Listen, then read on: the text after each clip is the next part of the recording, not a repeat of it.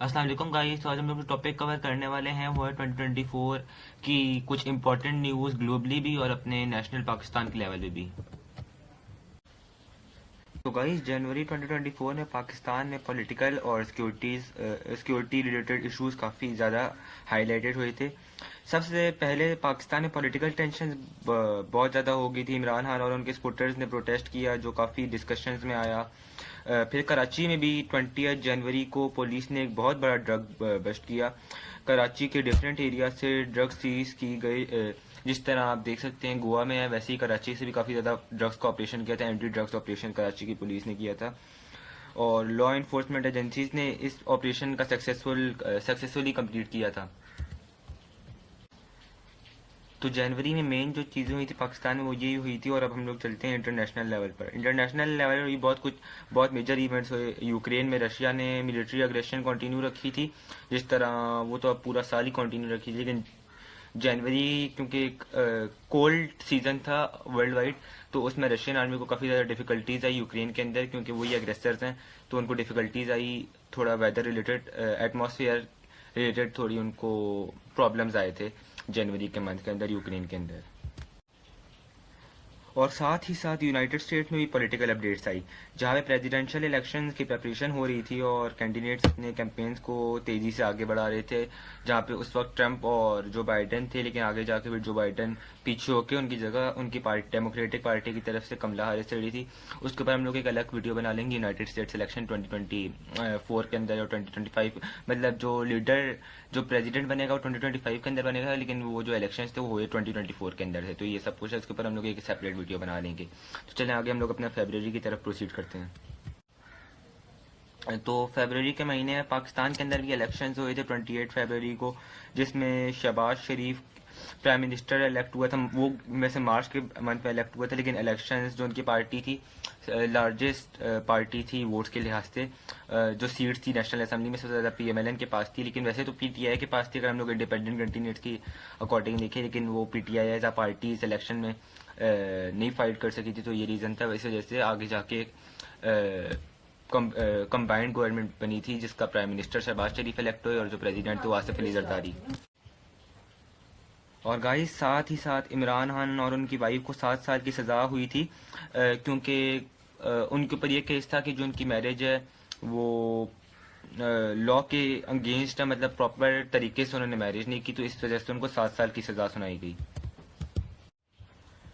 तो guys internationally United states और United kingdom ने यमन में एयर स्ट्राइक्स की थी, ताकि रेड सी में जो शिपिंग होती है उसको प्रोटेक्ट किया जा सके। और ये जो एयर स्ट्राइक्स थी होती रेबल्स के अगेंस्ट थी, जो सारी शिपिंग की जो लाइंस थी उनको टारगेट कर रहे थे। तो उनके अगेंस्ट सारी स्ट्राइक्स की थी यूनाइटेड स्टेट्स और यूनाइटेड किंगडम ने। और हमें इंडिया में भी कुछ मॉस्क के इशू पर थोड़ी इश्यूज देखने को मिले, जिसमें पुलिस ने अपनी सिक्योरिटी काफ़ी ज़्यादा टाइट कर ली थी और मुस्लिम्स ने आफ्टरनून प्रेयर के बाद वहीं पे अपनी थोड़ा मतलब टाइप ऑफ गैदरिंग की थी, ताकि वो अपना मतलब अपनी पावर को जाहिर कर सकें गवर्नमेंट के सामने। और जैसे कि हम लोगों ने डिस्कस किया कि फरवरी में पाकिस्तान के इलेक्शन जो हुए थे, तो मार्च के अंदर जाके हमारा जो प्राइम मिनिस्टर और प्रेसिडेंट थे वो इलेक्ट हुए और शहबाज शरीफ को हमारी तरफ से इलेक्ट किया गया। और टाइप ऑफ जो पीएमएलएन के जो ब्रदर्स हैं, शरीफ ब्रदर्स, नवाज शरीफ, शहबाज शरीफ, पहले भी 3 दफ़ा इलेक्ट हो चुके थे और यह 4th टाइम इलेक्ट हो रहे थे। और उसी के 3 दिन बाद 6 मार्च को सुप्रीम कोर्ट ने जुल्फ़िकार अली भुट्टो की 1979 की एग्जीक्यूशन के केस पर अपना फैसला दिया था। कोर्ट ने कहा था कि भुट्टो को फेयर ट्रायल नहीं दिया गया, जो एक डिबेटेड इशू था कोर्ट के अंदर भी। फिर उसके बाद मार्च के अंदर हम लोगों को दो टेररिस्ट अटैक भी देखने को मिली, एक 16 मार्च को, एक 26 मार्च को। 16 मार्च का जो वजीरिस्तान में अटैक हुआ था, जिसके अंदर 7 पाकिस्तानी सोल्जर्स और 6 मिलिटेंट्स मारे गए थे जिन्होंने अटैक किया था। ये एक डेडली इंसिडेंट था। और इंटरनेशनल न्यूज़ में 15 मार्च को रशिया ने ओडिशा, जो एक यूक्रेन की जगह है, उस पर मिसाइल स्ट्राइक की थी, जिसमें 20 से ज़्यादा लोग मारे गए थे, जिसमें सिविलियंस भी कुछ कुछ थे। और ये अटैक यूक्रेन के लिए बहुत बड़ा शौक था, जो पूरा मार्च का मंथ था उसके अंदर। और गाइस इसी के साथ साथ हेटी में जो एक कंट्री है उसमें भी 12 मार्च को प्राइम मिनिस्टर एरियल हेनरी ने रिजाइनेशन दे दी थी, कुछ गैंग्स की जो वायलेशन थी उसको देखते हुए। और अप्रैल में पाकिस्तान में कुछ इंपॉर्टेंट पॉलिटिकल और सिक्योरिटी डेवलपमेंट्स हुई। 5 अप्रैल को प्राइम मिनिस्टर शहबाज शरीफ जो हमारे नए इलेक्ट हुए थे, उन्होंने कुछ इकोनॉमिक रिफॉर्म्स अनाउंस किए जिसमें टैक्सेस को इंक्रीज करना और गवर्नमेंट स्पेंडिंग को कंट्रोल करना भी शामिल था। और उसके बाद 10 अप्रैल को लाहौर में एक बॉम्ब ब्लास्ट में 12 लोग मारे गए। ये अटैक लाहौर के एक बहुत बिजी एरिया में हुआ था और इसके बाद सिक्योरिटी फोर्सेज ने अपनी इन्वेस्टिगेशन शुरू कर दी। और इंटरनेशनली भी जो रशिया यूक्रेन का कॉन्फ्लिक्ट था, इसमें रशिया ने अपने मिलिट्री जो स्पेशल उनका मिलिट्री ऑपरेशन था उसको मतलब काफ़ी बढ़ा दिया था। और 15 अप्रैल को रशियन फोर्सेस ने यूक्रेन की बहुत मेजर मेजर सिटीज जिस तरह खार्किव था और उनका कैपिटल कीव था, और उनका एक और सिटी है लिव नाम है, पता नहीं इसके मुझे प्रोनाउंसिएशन नहीं पता गाइस, लेकिन उस सिटीज़ में बहुत मेजर एयर स्ट्राइक्स की जिसके अंदर काफ़ी ज़्यादा इंफ्रास्ट्रक्चर को भी डैमेज पहुंचा और साथ ही साथ सिविलियन कैजुअलिटीज़ भी हुई। और मई के मंथ के अंदर कराची के अंदर एक एंटी टेररिज्म ऑपरेशन लॉन्च किया गया 5 मई के दिन। हमारे पुलिस और रेंजर्स ने हाई रिस्क एरियाज के अंदर रेड्स की और सेवरल सस्पेक्ट्स को अरेस्ट किया जो जिनके ऊपर ऐसा उनका सस्पेक्ट था कि वो टेररिज्म के अंदर इन्वॉल्व हैं। और इसके साथ साथ पाकिस्तान ने अपने फॉरेन अफेयर्स से भी काम किया और अपने डिप्लोमेटिक जो रिलेशन चाइना के साथ उस पर भी थोड़ा काम किया। 12 मई के दिन पाकिस्तान ने चाइना के साथ अपने इकोनॉमिक कोऑपरेशन को बढ़ाने का प्लान अनाउंस किया था। ये स्टेप बायलैटरल टाइज को मजबूत करने के लिए था ताकि हमारे जो आपस में रिलेशन हैं वो अच्छे हो सकें। और ये समर का सीज़न था तो पाकिस्तान के अंदर एक इलेक्ट्रिसिटी क्राइसिस भी था। ये मई जून जुलाई जो ये सारा टाइम पीरियड था, इसके अंदर काफ़ी ज़्यादा पाकिस्तान के अंदर इलेक्ट्रिसिटी क्राइसिस भी था क्योंकि जो पाकिस्तान का सच डैम्स और इस तरह बैरेजेस जो सारी चीज़ें होती हैं और नेशनल जो एनर्जी रिसोर्सेज होते हैं वो तो पाकिस्तान के पास सच नहीं है। वो तो इस वजह से वो अपनी इम्पोर्ट पे ही वैरी करते हैं ज़्यादातर। जो इस तरह के एनर्जी सोर्सेज हैं उनके लिए मतलब हैं, लेकिन उनको उनको अच्छी तरह यूज़ करने के लिए अपने रिसोर्सेज नहीं है।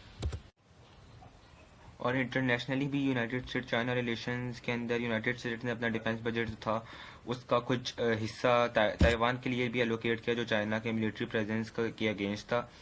और अगर आप लोगों ने इनका चाइना और यूएस के कॉन्फ्लिक्ट को थोड़ा डिटेल में जानने इसके लिए मैं वीडियो बना लूँगा, लेकिन हाँ इसके लिए आप लोग मेरी इंडो पैसिफिक रीजन वाली भी वीडियो देख सकते हैं। एक ये भी रीज़न है इनका आपस में जो थोड़ा टाइज अच्छे नहीं है उसके लिए। और इस मंथ के अंदर इसराइल ने गजा स्ट्रिप पर एयर स्ट्राइक थी जिस तरह वैसे उनकी चलती रहती हैं, उसके भी हमने लास्ट वीडियो में बताया था, लेकिन नॉर्मली चलती रहती हैं। लेकिन इसमें काफ़ी ज़्यादा इंटेंसिफाइड उन्होंने एयर स्ट्राइक्स की थी जिसमें काफ़ी ज़्यादा लोग इंजर्ड भी हुए और काफ़ी ज़्यादा लोग इसके अंदर मारे भी गए। और हमारी नेबर कंट्री जो है इंडिया में प्राइम मिनिस्टर नरेंद्र मोदी ने अपने कैबिनेट में मेजर रिशफल्स किए। मतलब अपना जो कैबिनेट था उसमें अपने मिनिस्टर्स को चेंज किया काफ़ी ज़्यादा, लेकिन उनका जो इंटीरियर मिनिस्टर था अमित शाह वो तो उनका काफ़ी ज़्यादा ट्रस्टवर्दी बंदा है तो उनको चेंज नहीं किया और कुछ मिनिस्टर्स को चेंज नहीं किया, लेकिन काफ़ी ज़्यादा अपने कैबिनेट के अंदर चेंजेस लाई और इकोनॉमिक रिफॉर्म्स और कंट्री के फ्यूचर प्लान्स को भी ध्यान में रखा और काफ़ी ज़्यादा रिफॉर्म्स भी लाए अपनी कंट्री के अंदर। और जून के मंथ में 3 जून के डे पाकिस्तान ने आईएमएफ के साथ अपनी फाइनेंशियल डील को भी फाइनलाइज किया जो इकोनॉमिक स्टेबिलिटी और ग्लोबल मार्केट्स में ट्रस्ट को इम्प्रूव करने में मदद देगी आगे जाके फ्यूचर में पाकिस्तान को। लेकिन अभी वो डील अभी तक कंप्लीट नहीं हुई, लेकिन हाँ एक डील साइन हुई थी आईएमएफ के साथ हमारी 3 जून के दिन। और उसके बाद 10 जून के दिन कराची में लॉ इन्फोर्समेंट एजेंसीज ने एक टेररिस्ट अटैक को भी अनसक्सेसफुल बनाया।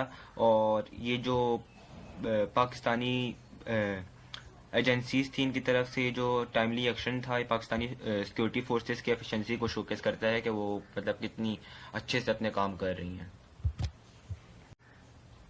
और इसी मंथ के अंदर रशिया की जो अपने स्पेशल मिलिट्री ऑपरेशन था वो और ज़्यादा इंटेंसिफाई हो गया जो अप्रैल के मंथ में था उससे भी ज़्यादा।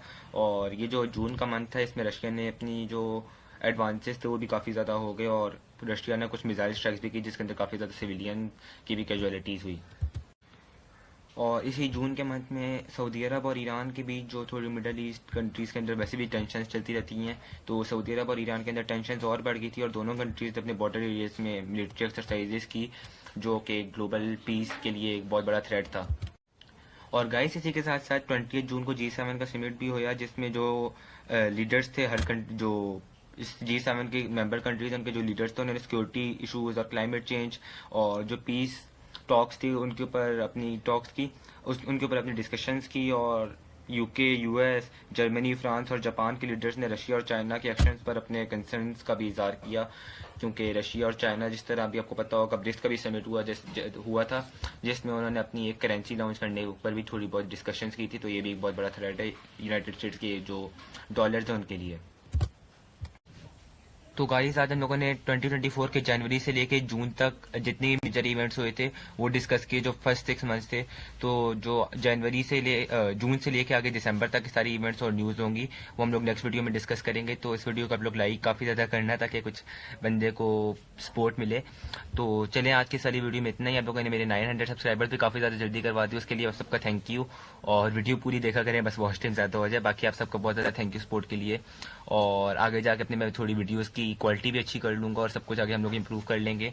तो चलें, आज की सारी वीडियो में इतना ही। अगर आपको वीडियो पसंद आई हो तो वीडियो को लाइक करें। और चलें, आज की सारी वीडियो में इतना ही। आप लोग नेक्स्ट वीडियो हम लोग मैं कल ही डाल दूंगा।